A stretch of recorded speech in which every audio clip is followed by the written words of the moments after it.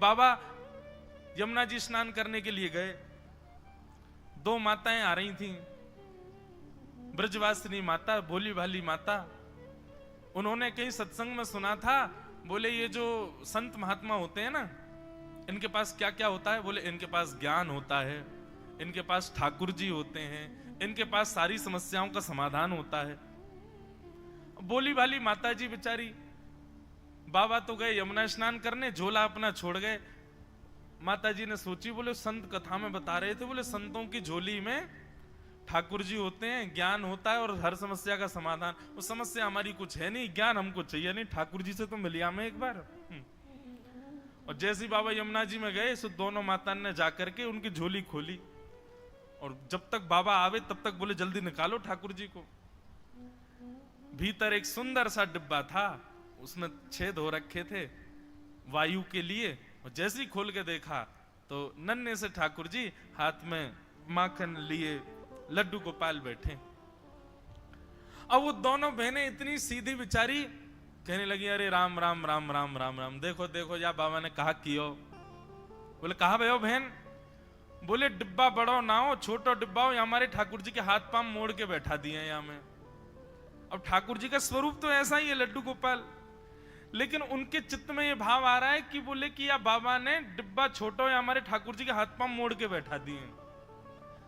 ठाकुर जी बेचारे श्रमित है गए होंगे, साथ में थोड़ा सा मक्खन था, मक्खन लेकर के ठाकुर जी के पामन पर मालिश करनी शुरू करी। अरे राम राम, ठाकुर जी के पाम मुड़ गए। अरे भैया, अरे ठाकुर जी सीधे कर लो पाम, अरे बड़ो निष्ठुर बाबा है, आपको टेढ़ो करके चलोगो, आपको मोड़ मार के चलोगो।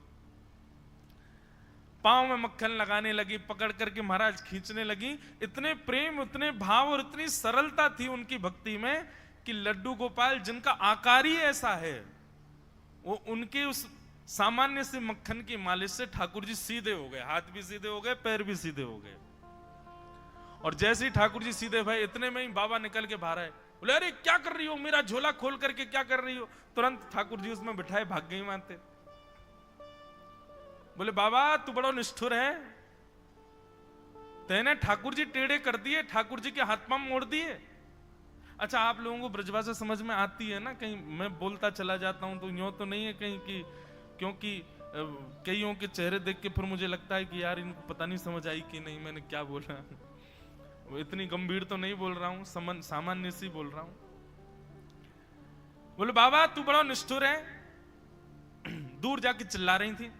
बोले ठाकुर जी के हाथ पांव टेढ़े कर दिए तेने, हैं डिब्बा में बैठा दिए ठाकुर जी, उनके हाथ ही ऐसे है गयो, पाम घुटनान पे बैठा दिए। अरे बाबा तू बड़ा निष्ठुर है, ऐसा कहती जा रही थी दोनों। बाबा बोले पता नहीं कहां से आ गई ब्रजवासिनी पागल सी, आके मेरा झोला खोल रही हैं। झोला खोल करके उन्होंने देखा सब सामान व्यवस्थित है कि नहीं, तभी देखा कि डिब्बा जो था वो खुला हुआ था, बंद ही नहीं हो रहा था। बाबा ने ऊपर से डिब्बा बंद किया तो बंद नहीं हो, कुछ अड़े। जैसे ही बाबा ने डिब्बा का ढक्कन हटा के देखा तो उनके लड्डू गोपाल, जिनकी वो कम से कम 35 वर्षों से सेवा कर रहे थे, वो सीधे खड़े हुए, दोनों हाथ और दोनों पैर उनके सीधे हो गए, मक्खन लगा हुआ है हाथ पैरों में। देख करके साधु के नेत्र सजल हो गए। बोले मैंने इतने वर्षों तक सेवा की ठाकुर जी आपकी, लेकिन आपको जड़ ही माना, इसलिए आप ऐसे ही रहे जैसे आए थे। पर ये दो सखी जो आई थी, इनके चित्त में इतने सरल और इतना प्रेम भाव आपके प्रति था ठाकुर जी, कि आप जड़ होते हुए भी चैतन्य हो गए। तो वास्तविकता बंधुओं यही है कि ठाकुर जी के प्रति यदि जड़त्व का अनुभव हो रहा है तो निश्चित यही मानिए कि आपकी भक्ति में दोष है। वो चैतन्य होने के लिए ही आपके पास आए हैं। अब आप भजन साधना करके, जैसी गुरु कृपा आज्ञा मान करके जो आपसे बल पड़े, अब लग जाओ कि वो चैतन्य हो।